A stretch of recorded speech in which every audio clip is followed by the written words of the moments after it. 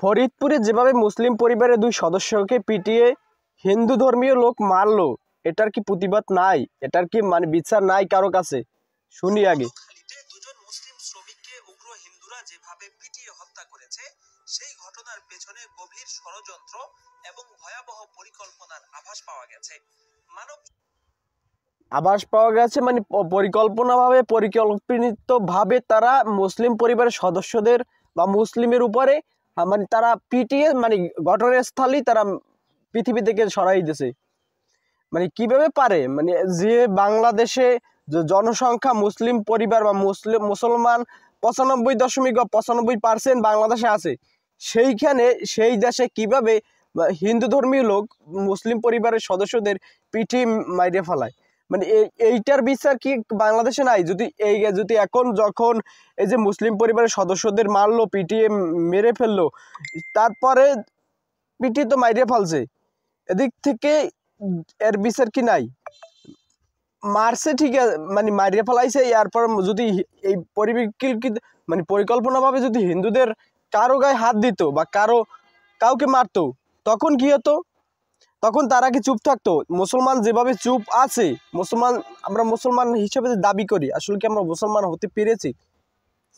আগে শুনি। সহ একাধিক জাতীয় পত্রিকার প্রতিবেদন অনুযায়ী হিন্দু অধ্যুষিত সেই এলাকার স্কুলের টয়লেটের নির্মাণ কাজ শুরু হলে ইউপি সদস্য অজিত কুমারের নেতৃত্বে স্থানীয় কিছু হিন্দু এসে মুসলিম ঠিকাদারের কাছে চাঁদা দাবি করে। দেখছে, মানে এটা তো একটা প্রতিবেদন, এটা তো মনমোহের কথা না, এটা তো মুই কইতে আসি না। যাই এই বেড়াই তো কইতে আছে, এই বেড়াই তো কইতে আছে যে মানে তারা চাঁদা দাবি করেছে হিন্দু ধর্মীয় লোক মুসলমানের কাছে, এবং চাঁদা না দিলে একাধিকবার তাদেরকে প্রাণনাশের হুমকিও প্রদান করেছে। তারপর এক পরিবারের দুই সদস্যকে মাইরে ফেলছে, তারপরে কোনো বিচার নাই। এমনকি ঘটনার দিন অর্থাৎ 18 তারিখ বিকালে অজিত কুমারের নির্দেশে বিনয় সাহা নামে এক ব্যক্তি অজিত কুমার এই বেড়ার সাহায্যে বা এই বেড়ার নেতৃত্বে বা এই বেড়ার দায়িত্বে বা এই বেড়ার কর্তব্যে সেই বেড়া মানে মুসলমান পরিবারের সদস্যদের মাইরে ফেলার দায়িত্ব বা কর্তব্য তাদের উপরে প্রহর করেছে বা তার কাছে দিয়েছে।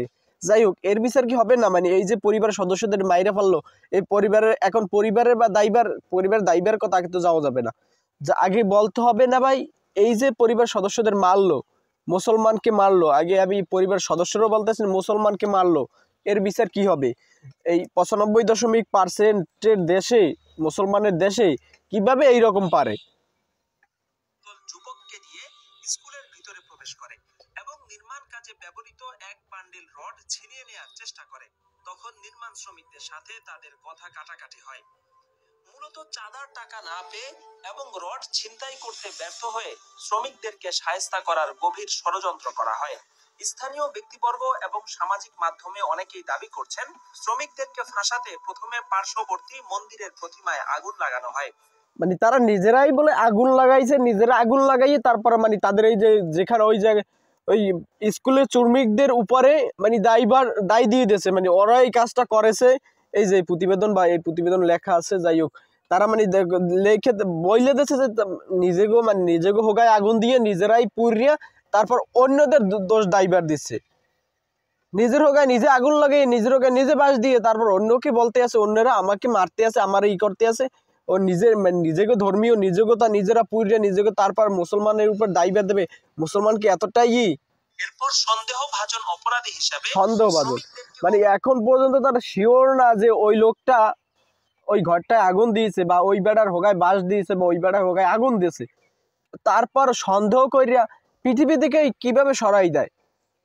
মানে একটা বেড়াকে সন্দেহ করিয়া কিভাবে বাংলাদেশে কি মানে আইন বলে কোনো কথা নাই, বিচার বলে কোনো কথা নাই, বিচার কি নাই যে এখন তারা সন্দেহ করিয়া দুইটা মানে মুসলমান পরিবারের সদস্যকে পৃথিবী থেকে সরাই দেয়।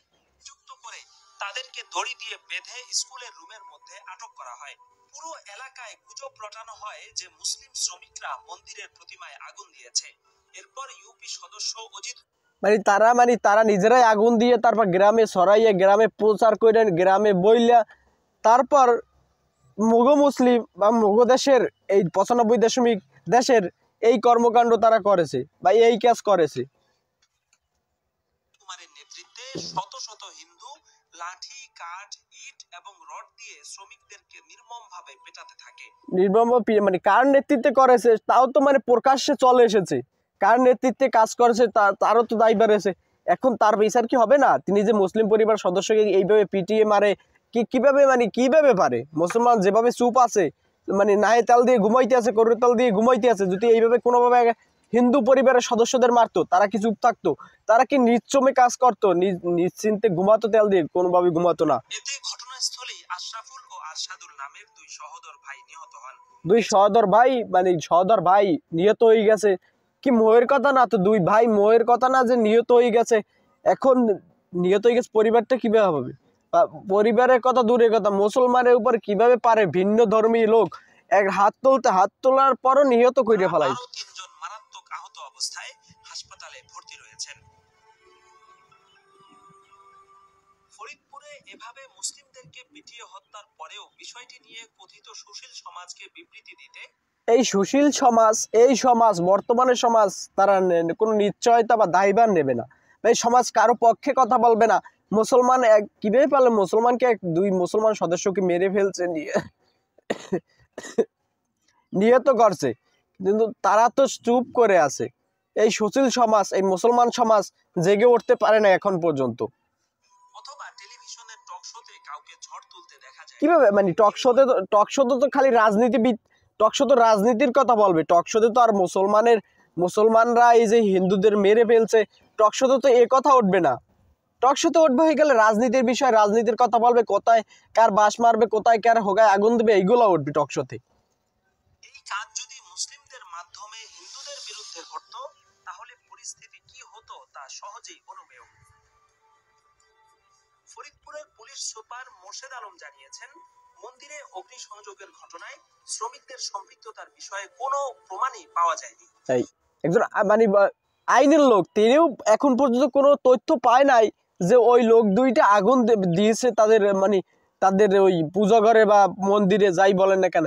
কিন্তু তারা কিভাবে পারলো যে ওই রড দিয়ে পিটাইয়ে, বাইশ দিয়ে পিটাইয়ে, ঠ্যাং দিয়ে পিটাইয়ে, যেভাবে পিটাইয়ে মারিয়ে ফেলাইছে, নিহত করে ফেলাইছে, কেমনে পারছে?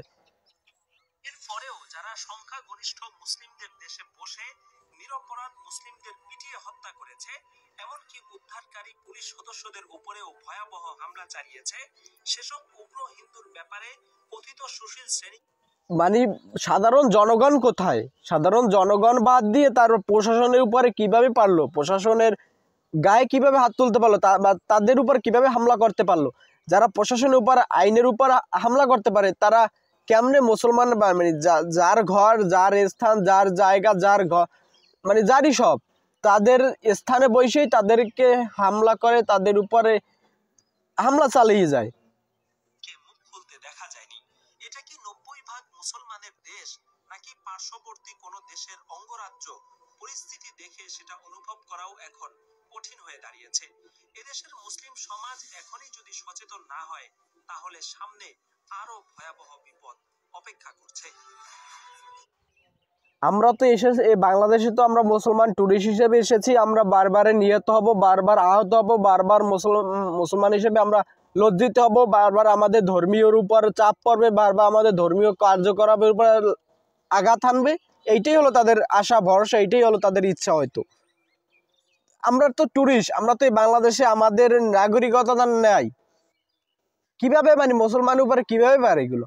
মুসলমানের উপরে কিভাবে হামলা করে? কিভাবে মুসলমান এখন চুপ আছে? কিভাবে মুসলমান ঘুমাইতে আছে বইয়ে বইয়ে? যেখানে মানে শতভাগের 90 বা 95 ভাগের মানুষ আমরা মুসলমান, সেই দেশে কিভাবে পারে মারতে?